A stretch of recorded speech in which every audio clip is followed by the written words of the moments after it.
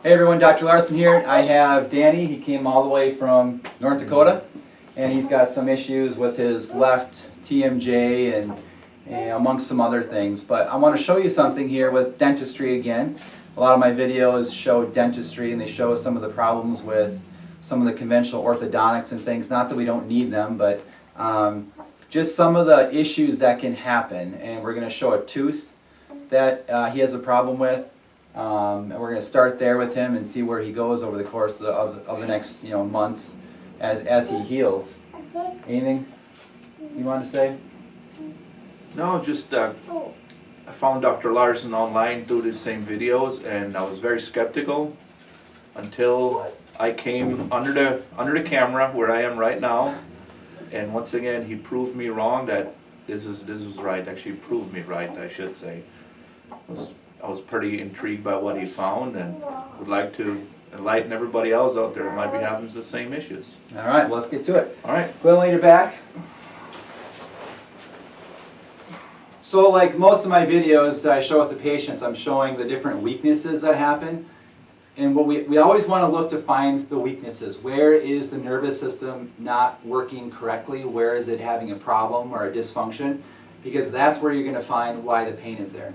So on Danny here, push one leg out to the side. I mean, he's a big, strong guy, and he doesn't have any strength here. Push out. That one as well. If we take both legs and pull them towards the window, hold across. And he can't hold that one. Got the kids in the corner over here. Hold across. So he has weakness there. Push up. He has weakness here. So what we found is he has weakness throughout pretty much his entire body. I'll check a few more. Push your head up. He's got weakness there. Push up. Push up. And we've got weakness all over. So what I found was a tooth. So I'm going to take this little cotton dental roll, and we're just going to put it right where that tooth is. And he's going to bite on it. So all he's doing is he's changing the proprioceptive input to his brain. Okay, and I'll show you a picture of that tooth. I actually took a picture of it. So we'll go back to the neck. Push up. And now he's strong. He's strong like an ox. Push up, as you would think he would be, being a big, strong guy. Push up, and he's strong there. You come across the legs, pull across. And now I can't budge his lower back. Pull across the window. I can't budge that. Push out to the side. We got live action right here with the kids. Push out to the side, which is fantastic. So there you can see by changing the input to the brain, we're actually changing his motor output. And this is going to be one of the first steps with him, is to get his body stronger so that he doesn't have these weaknesses, and then we can go from there. You bet. All right. Looking forward to when it's all back to where it should be. Yep, fantastic. See you later. Thank you. All right, so instead of just showing you a picture on the screen of what his tooth looked like, I actually wanted to walk you through this. This is his lower right jaw. I'm holding his lip away with my gloved hand, you can see right here. And this is the tooth in question, okay? This is the outer margin right there of the tooth. I put that cotton dental roll right here. So it was spanning across this, and he actually bit down on it. And what that did was it changed the proprioceptive, or the nerve input, to his brain.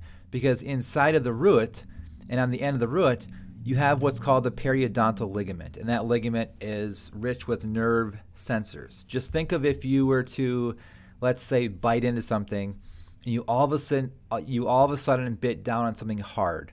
Let's say it was like the pit of an olive, and they're supposed to be olives with no pits in them. Well, your jaw reflexively opens right away.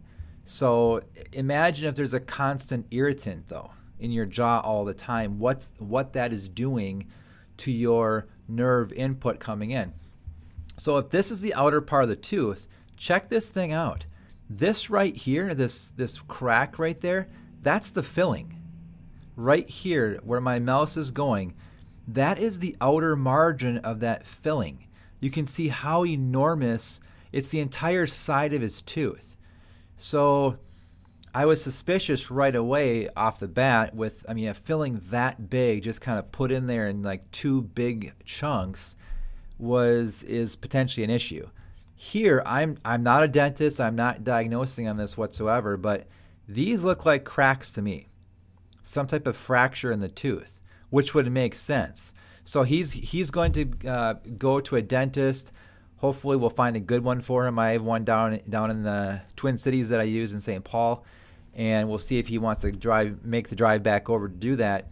But those look like fractures.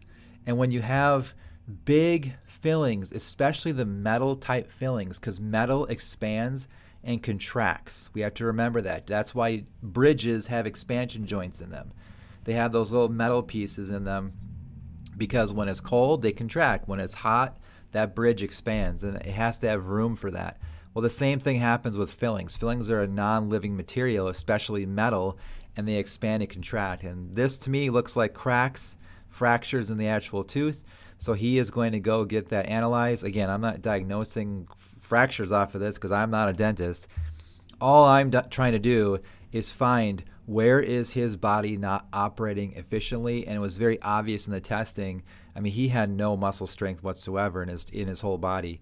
It was very, very weakened, and we traced it back to this filling in this particular tooth right here. So he's going to get that taken care of amongst a few other things that I had him do, and we'll follow up and see what starts to happen to Danny.